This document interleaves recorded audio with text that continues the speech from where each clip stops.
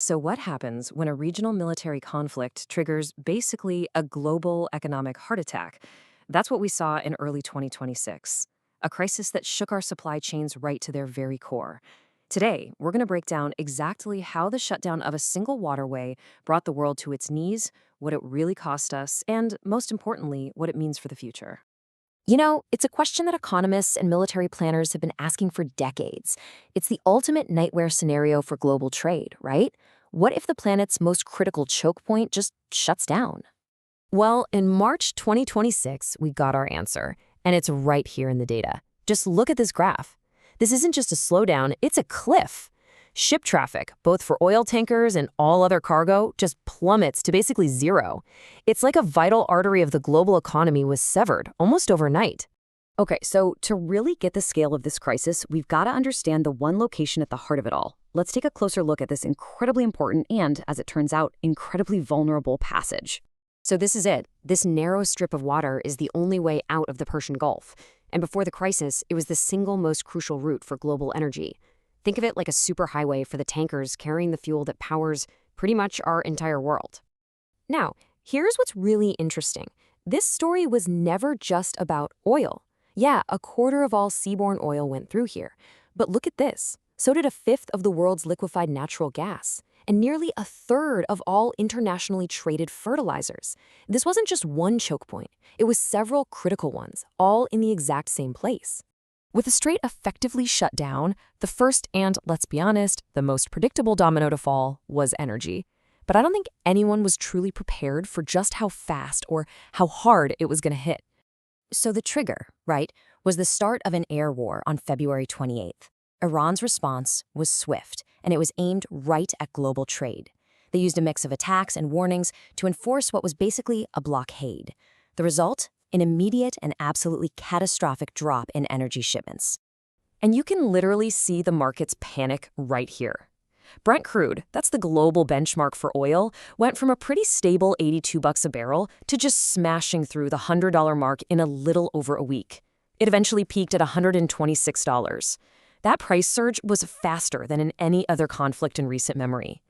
And this is the crucial point. This wasn't just another oil crisis. The International Energy Agency itself, the IEA, called it the single largest supply shock the world oil market had ever seen. I mean, that's a wild statement. It puts this crisis ahead of all the big ones from the 20th century. But as shocking as that energy crisis was, the damage didn't stop there. Not even close. The closure of the Strait of Hormuz set off this huge chain reaction that quickly spread to other, less obvious, but equally critical parts of the global economy. All of a sudden, markets for things you might not think about every day, like fertilizers, sulfur, aluminum, they were thrown into complete chaos. I mean, these are the basic building blocks for everything from the food on our plates to the cars we drive and the phones in our pockets. And their supply chains were now under serious threat. Let's just focus on fertilizer for a second because it's a perfect example of this ripple effect. See, the Gulf region is a fertilizer powerhouse because it has tons of cheap natural gas. So when the natural gas shipments stopped, fertilizer production got hit with a double whammy. You couldn't make it, and even if you could, you couldn't ship it. And the consequence was immediate and it was severe. Urea prices, that's a key nitrogen fertilizer, shot up by 50% in less than a month. You just know that cost is eventually going to be passed down from farmers to food producers and then ultimately to all of us at the grocery store. And here's a connection that almost nobody saw coming: a conflict in the Middle East threatening the world's most advanced computer chips. The disruption to helium supplies, of all things, revealed another one of these hidden choke points, linking a geopolitical fire to the very heart of the tech industry.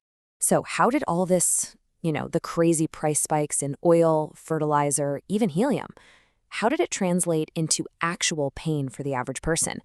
Well, that shockwave traveled from corporate boardrooms right to our gas pumps and grocery store aisles all around the world. The economic pain was definitely global, but it hit different places in different ways. Asia's huge manufacturing hubs, they faced these acute energy shortages. In Europe, natural gas prices almost doubled, which meant soaring energy bills for every household. And here in the US, a 30% surge in gas prices threw a real wrench into the fight against inflation. For a lot of people, this all felt disturbingly familiar. Analysts immediately started drawing parallels to the infamous energy crisis of the 1970s, with its shortages, runaway inflation, and that looming risk of a deep recession. The big difference? This supply shock was even bigger. And this is really where the crisis threatened to become a full-blown humanitarian disaster. The twin shocks to energy and fertilizer prices put the world right on the brink of a global food crisis. The UN was warning of long-term increases in food prices, with scary echoes of the crisis we saw back in 2022.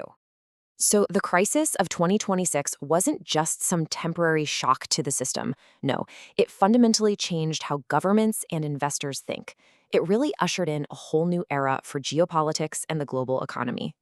One of the most immediate results was this huge global surge in defense spending. You had countries like Germany, Japan, and the US all committing to massive, even historic increases in their military budgets.